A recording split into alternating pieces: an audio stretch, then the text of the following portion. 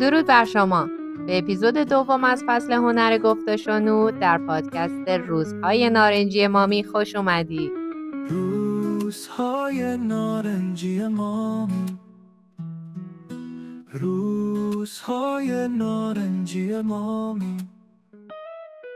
یادتونه توی قسمت قبل درباره به رسمیت شناختن احساسات بچه‌ها صحبت کردیم؟ من این هفته سعی کردم از ابزارهای درک احساسات استفاده کنم، خصوصاً با تمام وجود گوش دادن. حتی هنگام صحبت با همسرم هم رعایتش کردم. میخوام بگم این ابزارها خیلی بیشتر از چیزی که فکر میکنیم کاربردی‌ان و به دردمون میخورن. باید بگم نتیجهش هم برام دلگرم کننده بود. اما یه سوال جدی پیش اومد. خب احساساتشون رو فهمیدم و بهش اعتبار دادم. حالا چطور میتونم ازش بخوام اسباب بازیاش رو جمع کنه یا بدون جنگ و گریه تلویزیون رو خاموش کنه؟ اینجا بود که فهمیدم من به مهارت دوم نیاز دارم. مهارت جلب همکاری.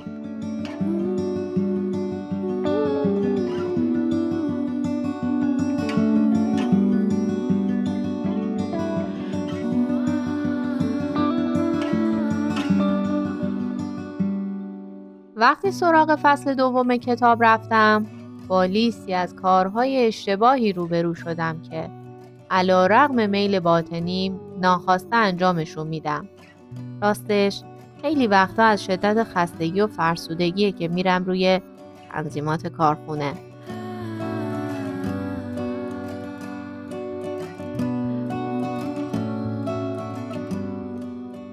تا حالا شده وسط یه بحث با فرزندتون ناگهان صدای پدر یا مادرتون رو از گلوی خودتون بشنوید؟ دقیقاً همون جمله هایی که همیشه از شنیدنشون بیزار بودید. باز که ماشینتو انداختی اینجا، اگه جمع نکنید دیگه از کارتون خبری نیست. همین الان برو اتاقتو مرتب کن. پسر داییتو ببین، دختر عمتو ببین. آشنا نیستن؟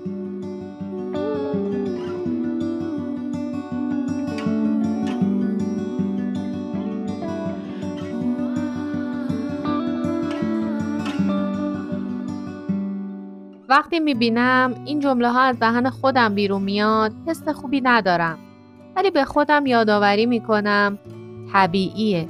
این همون الگوهاییه که باهاش بزرگ شدیم. مهم اینه که الان میخوایم راه تازه‌ای پیدا کنیم. بیایید با یه داستان واقعی ادامه بدم. اوایل وقتی فقط پسرم بود خیلی آروم و حساب شده برخورد میکردم. سعی میکردم مطابق مطالعاتی که کرده بودم رفتار کنم. اما با اومدن دخترکم، اونم با فاصله کوتاه، فرسودگی باعث شد سریع‌تر برم روی تنظیمات کارخونه. چند روز پیش با شاهکار هنری جدیدشون مواجه شدم. خط‌خطیای مشکی با مداد شمعی درست روی دیوار سفید راهرو، حتی پشت در. یهو داد زدم: وای! چی کار کردین؟ مگه 100 بار نگفتم؟ این همون روش‌های بی‌نتیجه است. سرزنش، تهدید، دستور، سخنرانی، مقایسه و نتیجه فقط مقاومت، فقط حس شرم. خب راه حل چیه؟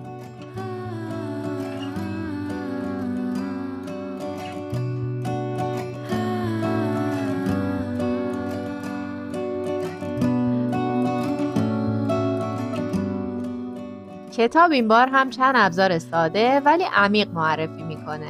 بیایید اونها رو روی همین مثال نقاشی امتحان کنیم. ابزار اول، فقط مشکل رو توصیف کنید. بگید یه نقاشی مشکی روی دیوار کشیده شده.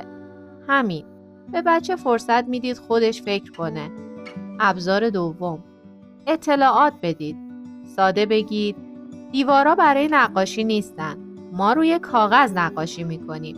و بعد سریع یک کاغذ بزرگ بدید. این احترامه، آگاهی دادنه، نه دستور. ابزار سوم، با یک کلمه بگید. اگر دوباره با مداد شمعی سمت دیوار رفت، کافیه کوتاه بگید کاغذ. نه غر، نه سخنرانی. اون حرفای اضافی رو فعلا بذار برای خودت. بعداً برو رو کاغذ خالیشون کن. ابزار 4، از احساس خودتون بگید. من از اینکه دیوارهای تمیزمون خط خطی بشن ناراحت میشم. اینجوری بچه میفهمه کاراش روی دیگران اثر داره. ابزار 5، یه یادداشت بنویسید. یه یادداشت از طرف دیوار بچسبونید. آخ، مداد شمی تنمو اذیت میکنه. و اگر کودک هنوز نمیتونه بخونه، میتونه یه نقاشی ساده یا صورتک باشه. یه چیزی که با هیجان براش بخونی. میدونم شاید عجیب باشه، ولی هنر گفت و شنود توی همین سادگیه.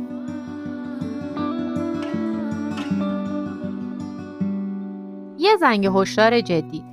گاهی فکر میکنیم داریم احساساتمون رو صادقانه به بچه‌مون نشون میدیم، ولی در واقع داریم اون رو با احساس گناه و مسئولیت بیش از حد مواجه میکنیم. مثلا وقتی میگیم من خیلی ناراحت میشم اینطوری داد میزنی، یا مامان دلش میشکنه وقتی حرف مامانو گوش نمیدی، یا حتی میگیم من ازت ناراحت شدم چون با دیوار این کارو کردی، مامان ناراحت شد، دیگه رو دیوار نقاشی نکن. این جمله ها در ظاهر بیان احساسن، اما پیام پنهانشون اینه: احساس من به رفتار تو وابسته است، پس تو باید برای من خودتو کنترل کنی. کودک در این فضا یاد میگیره معیار درست و غلط احساس مامانه، نه درک اثر کار خودش. و اینجاست که الگوی ناسالم راضی نگه داشتن دیگران شکل میگیره. اما بیان احساس وقتی درست انجام بشه به کودک نه گناه بلکه راهنما میده. یعنی وقتی هدف کنترل نیست بلکه ارتباطه. مثلا بهش بگیم من وقتی خستم و صدای بلندی میشنوم تمرکزم رو از دست میدم. میرم چند دقیقه نفس بکشم و بعد با هم حرف میزنیم. یا الان احساس میکنم کمی عصبیم. میرم یه لیوان آب بخورم تا بهتر فکر کنم. یا میگیم من از اینکه دیوار تمیزمون خط خطی شده ناراحت شدم چون برام مهم خونه مرتب بمونه. میخوای با هم یه جای مخصوص نقاشی درست کنیم؟ پیام پنهانشون اینه: من احساس دارم و خودم مسئول تنظیمشم. تو مسئول احساس من نیستی. احساس والد باید راه روشن کن باشه، نه سنگینی بیاره. دکتر دنیل سیگل میگه وقتی کودک غرق احساسات ما میشه دیگه فرصتی برای درک احساس خودش نداره. پس هدف از گفتن احساسات این نیست که بچه‌ها مراقب حال ما باشن. هدف اینه که یاد بگیرن احساسات بخشی از رابطن، چیزی برای پنهان کردن نیست، ولی مسئولیتش فقط با خود ماست.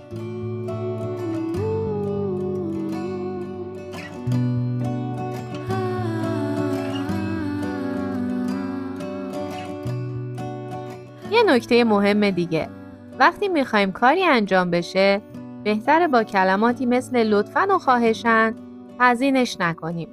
دستور باید شفاف و محترمانه باشه. وقتی میگی لطفاً داری بهش حق انتخاب میدی و بعد که انجام نداد از خودت میپرسی من که مؤدبانه گفتم چرا نکرد؟ و بعد خیلی عصبانی میشی. یه تجربه شخصی هم بگم. من گاهی وقتی عصبانی میشم سکوت میکنم. بعد گوشیم رو بر میدارم و شروع میکنم فیلم گرفتن. باور کنید یهو همه چیز برام بامزه و حتی شیرین میشه. آروم میشم و بعد خیلی بهتر میتونم اوضاع رو مدیریت کنم. اون لحظه ها هم تکرار نمیشن. برعکس تبدیل به یه خاطره قشنگ میشن. حتی یادگاریش هم میمونه که بعداً بهشون نشون بدیم که چه بلایی سر ما آوردن.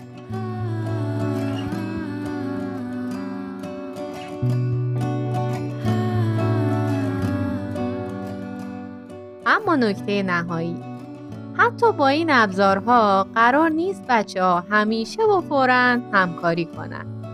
هدف این نیست که تبدیلشون کنیم به ماشین حرف گوش کن. هدف اینه که فضای خونه عوض بشه. به جای جنگ فضایی از احترام و همدلی ساخته بشه. این ابزارها برای ساختن رابطن، نه برای پیروزی در نبردهای روزمره. برای اینکه به روح بچه هامون کمتر آسیب بزنیم. پس مرور کنیم. 5 ابزار جلب همکاری. 1. توصیف کردن. 2. اطلاعات دادن. 3. یک کلمه ای گفتن. 4. بیان احساس خودمون. 5. نوشتن یادداشت. بیایید این هفته فقط یه بار به جای رفتن روی تنظیمات کارخونه یکی از این کارها رو امتحان کنیم.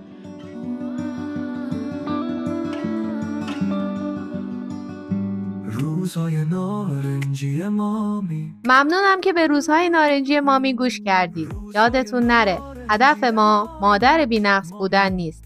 هدف فقط یک قدم کوچک در جهت بهتر شدنه. این روش‌ها علمی هستند ولی مثل هر مهارت دیگه‌ای نیاز به تمرین دارن. تا اپیزود بعدی مراقب خودتون و کوچولوهاتون باشید. بدرود.